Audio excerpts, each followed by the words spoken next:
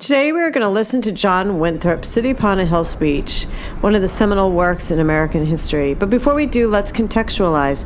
John Winthrop was actually a pretty well-to-do lawyer in England, and he was a Puritan. He was elected in 1629 to actually become the governor of the Massachusetts Bay Colony. He was not an original founder, but he chose, like others, to start looking for another place to live when King Charles I, who was very anti-Puritan, began to really crack down on any of the Puritans and nonconformist religious thoughts.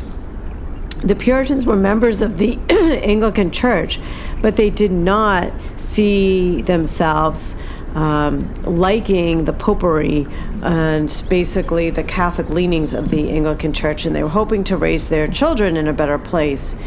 But the other reason why many folks who are Puritans left England had to do with more than just religious reasons.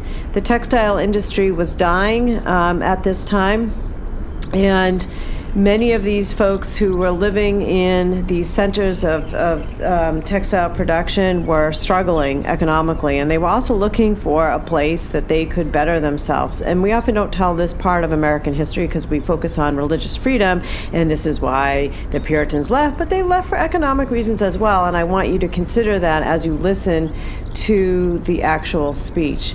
So unfortunately, I don't have John Winthrop here to give this speech, but we will do the best we can. You can follow along in your reading if you would like. You'll notice that in the reading that I gave you, at least in one of the copies, the words are really funny. They look bizarre because spelling was not regular. Spelling would not be regular in the English language till really the 1800s, or at least the end of the 1700s, when the formation of dictionaries really came about. So it was kind of a crapshoot in terms of like how people would spell things. It wasn't consistent. You also will see like S's for F's. There were all kinds of weird things that went on back in the 1600s. And obviously since then we've standardized and we've changed things. All right, so I want you to imagine that this speech is given on a ship, because that's what it was, and on the Arabella. And these people have traveled for quite some time from England to make it to the New World. They're about ready to land in Massachusetts, and they've probably been suffering seasickness and all kinds of indignities out on the sea. And now John Winthrop has to rally his troops. This is really a rallying cry to get people psyched for the mission that they are undertaking. So here we go, introducing John Winthrop. Hello, this is John Winthrop with a very bizarre English accent, but I will give it a try. Now, the only way to avoid this shipwreck and to provide for our posterity is to follow the counsel of Micah, to do justly, to love mercy, to walk humbly with our God. For this end, we must be knit together in this work as one man. We must entertain each other in brotherly affection. We must be willing to abridge ourselves of our superfluities for the supply of other necessities. We must uphold a familiar commerce together in all meekness, gentleness, patience, and liberality. We must delight in each other, make other conditions our own, rejoice together, mourn together, labor and suffer together, always having before our eyes our commission and community in the work, our community as members of the same body. So shall we keep the unity of the Spirit in the bond of peace. The Lord will be our God and delight to dwell among us as his own people, and will command a blessing upon us in all our ways. So shall that we shall see much more of his wisdom, power, goodness, and truth than formerly we have been acquainted with. We shall find that the God of Israel is among us, when 10 of us shall be able to resist 1,000 of our enemies, when he shall make us praise and glory, that man shall say of succeeding plantations, the Lord make it like that of New England.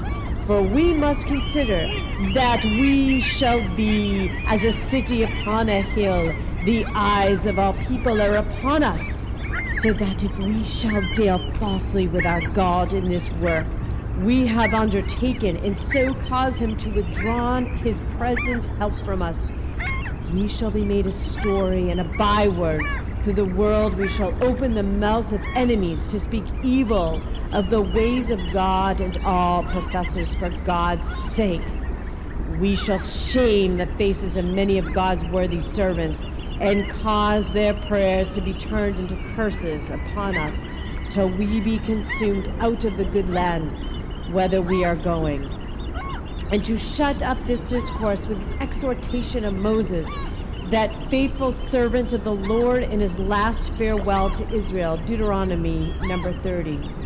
Beloved, there is now set before us life and good, death and evil, and that we are commanded this day to love the Lord our God, and to love one another, to walk in his ways, and to keep his commandments and his ordinance and his laws and the articles of our covenant with him, that we may live and be multiplied, and that the Lord our God may bless us in the land whether we go to possess it. But if our heart shall turn away, so that we will not obey, but shall be seduced and worship other gods, our pleasures and profits, and serve them, it is propounded unto us this day, we shall surely perish out of the good land, whether we pass over this vast sea to possess it. Therefore, let us choose life, that we and our seed may live by obeying his voice and cleaving to him, for he is our life and our prosperity.